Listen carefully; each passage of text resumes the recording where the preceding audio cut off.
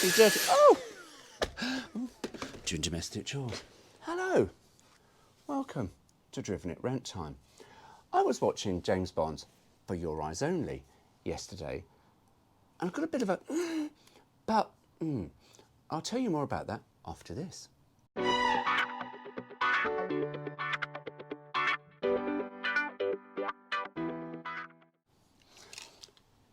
I've got the Corgi toys out, right? This is the reissue one. Now, I've got a problem with the Corgi toy reissue. Actually, I've got a problem with the Corgi toy in...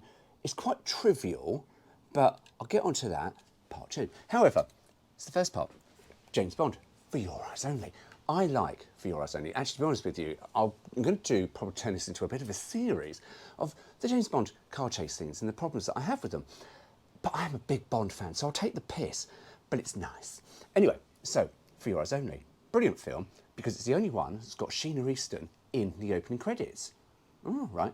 It might have changed now, but I do believe that is true. And it's also the only Bond film where I read or watched an interview, and I'm sure I didn't bloody dream this after eating cheese in the evening, where he said it's the only one where he killed someone outright. And I think, was it the Lock, or whatever his name was, the bad guy with the little dove pin. It's the only bad guy he's literally killed in cold blood, where he literally just went, poof, kicked the merc off the cliff. And yeah, and you sort of go, really, James Bond? Really? Because you got licence to kill?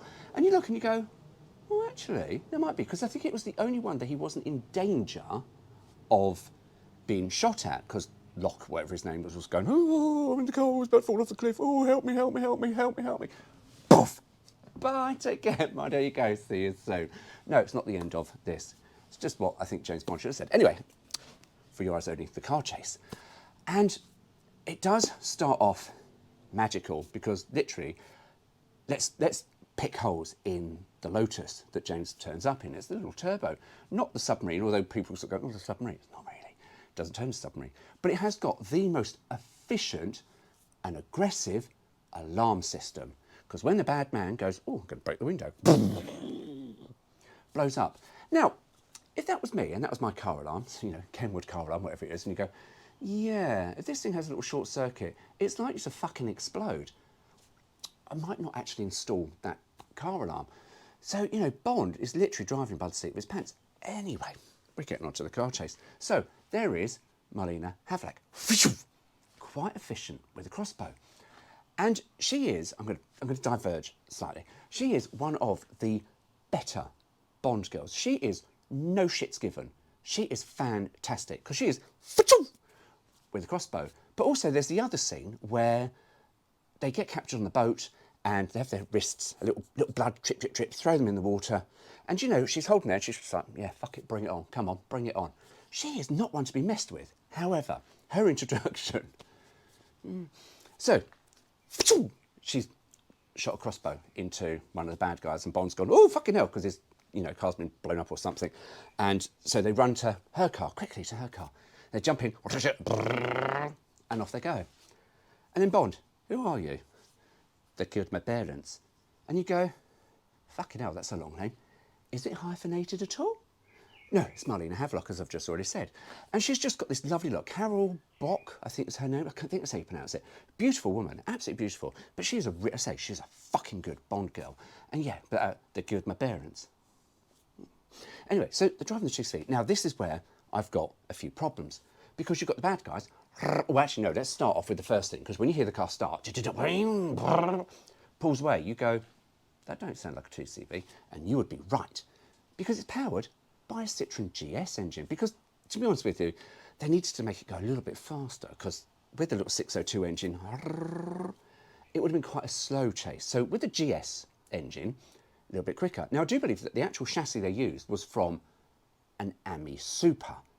Now, if you lot know your Citroen Amis and your Citroen GSs, you'll go, oh, and I'm going to get onto something that's going to make you go, oh, because it thwarted Bond, but we'll get back to it in a minute. So, it pulls away and you go, that don't sound like a 2CV, but there we go. And then you've got the bad guys with their guns, firing bullets everywhere. And bear in mind, 2CVs have got the thinnest metal that's basically like fabric. And these bullets go through the boot lid. They don't go through the chairs. Fuck me. What does Citroen, what is that jersey cloth made of that's like bulletproof. However, Marlena's driving and the dashboard, because it's a club model, like the club model, the dashboard breaks, gets shot with bullets, and it cracks the glass screen, and you go, oh, what the fuck was that? I don't know. Anyway, so there they are, driving away, and then you've got the bad guys in Peugeot 504s. Now, see, I'm slightly contradicted of who I want to win, because the 2CV, yay, it's got Bond, and it's got the best Bond girl in the world, yay. But the bad guys are in Peugeot 504s, and I'm like, oh, hooray for the bad guys, because they're in Peugeot 504s, and I love a 504. However, they don't beat the 2CV, because the 2CV gets smashed around, but, you know, does all sorts of things. Now, this is where we've got the second problem, and there are only two problems I have with the 2CV, because the bad guy goes, poof, knocks it off the side of the road, and it rolls down sideways, and then they're facing the bad guys, and then she just goes to Bond backwards, forwards, quickly smacks his hand off the gear knob, because, you know, Bond is thwarted by a 2CV gearbox, because he's like, where the heck is reverse? Because he takes over, you see, when the 2CV first falls over, when they sort of go down the road, when that bus is coming, blah, blah, blah. But they bump start it, so of course he puts it into second, which actually, if he just thinks it's second, it's not, it's actually first, right? Because you always bump start a car mainly in second, because first is too low. Second, which is actually where your third would be. So he's probably put it in first, and it bounces, and off it goes. But it doesn't, because it's a GS. I'll get to that in a moment. Right, so where was I? Blah, blah, blah, blah, rolled over. Yeah, so facing the wrong guys. And she goes backwards, forwards, quickly, smacks his hand off the gear stick. And she then goes, whoop. Oh no, she's this side, isn't she now? So she goes, and puts it in first.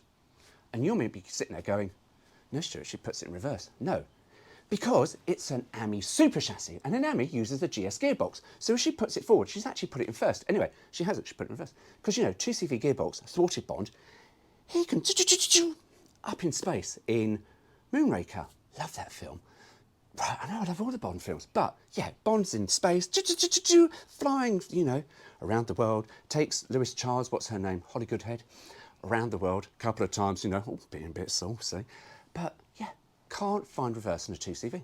Backwards, forwards, quickly. Now this is where the problem is, because if this is a proper 2CV, this is where you've got like, hang on a minute, because I've tried to do that in a 2CV and it went a bit kin wrong. And lots of people have gone a bit kin wrong. Because whack it in reverse and reverse really quickly. Do a little J-turn, go to go, oh, bugger, I can't get it in first. And then you reverse back into the bad guys. Because 2CVs have this thing, where if the gearbox hasn't been slightly modified, it unwinds reverse gear. And it all gets stuck in reverse gear, because it just locks up the whole bloody thing. So of course you imagine Bond, backwards, forwards, quickly, and reverses back to the bad guys. And you go, oh. So that's my problem I've got with the car chase. Other than that, fucking brilliant. Oh no, there was another one actually. And this is more to do with the Peugeot 504, because when they go whee off the cliff into the netting, and the 2CVs then going down the hill going, a hubcap falls off the 504. And you go, no, they don't. Because these cars are not American cars. You know, American cars, they go around a corner, wing, goes the hubcap. 504s don't. They're bolted on hubcaps. They do not bloody fall off, I can tell you, because I've had several, over a couple of years, driven them like I've stolen them. No, not had a hubcap fall off. But yeah, that's the problem I've got with the 2CV in for Euros only, because, yeah, just that reverse gear, because it's basically an AMI Super. But as car chases go, epic. And as the films go, epic. But we're going to talk about the toy next. Now, the problem I've got with the 2CV, yes, he's still broken. Come up with a brainwave, had a little brain fart, went, oh, haven't got the right parts. Wait for parts, anyway. Back to the Corgi toy. I do like this. I do like the Corgi 2CV. Always brilliant. The little one was a bit shit, because you used to keep breaking the axles, so you didn't have a 2CV slammed. But we're talking about the big one. This reissue one, nice little skinny wheels. Black roof. Didn't have a black roof, always had colour-coded roofs. I think it was really the poverty models had black roofs. Whereas everything else in 2CVs came with your blue roof or green roof or yellow roof or orange roof.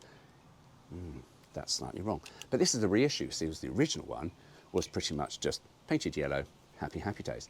Now, it's a brilliant kit. It's a brilliant toy. A toy, I should say. Toy. And they did several different special editions. So they did Charleston ones. So I think you could get the black and burgundy Charleston, and I think you could also get the red and grey Dolly. So they were really good. But this thing, and I never knew why, because you could get the bonnet open. Now, they didn't always work, because I used to have to sometimes attack mine with a knife. I know, right? It's all right, though, I'm from Croydon. And you press the bling, you squeeze the front, and the bonnet opens. But there was no reason for the bonnet to open up. I mean, it's lovely, because it's a lovely little detailed engine in there. It's absolutely beautiful. But you go, what was the point of that? But yeah, squeeze the front, it's literally, slamming on the brakes. And, bing! It's brilliant. It's quite cute. But yeah, it doesn't always work. Yeah, but that's a really nice kit. So that is the only problem, really, I've got with the toy. So unlike the Lotus that I threw across the garden, we're not throwing this across the garden because I like this. It's lovely. But yeah, the reissue with the little skinny tyres is a little bit better because the earlier ones that you got from 81, wherever, they did have rather big chunky tyres. But yeah, but as toys go, that is really nicely detailed. So you see, Corgi, I'm not a complete arsehole. You can actually get it right at times. I'm exhausted. I need a coffee. I'm really dry. It's all that talking I've just done in however long. Anyway, hope you enjoyed that. My dear, go. Take care. See you soon.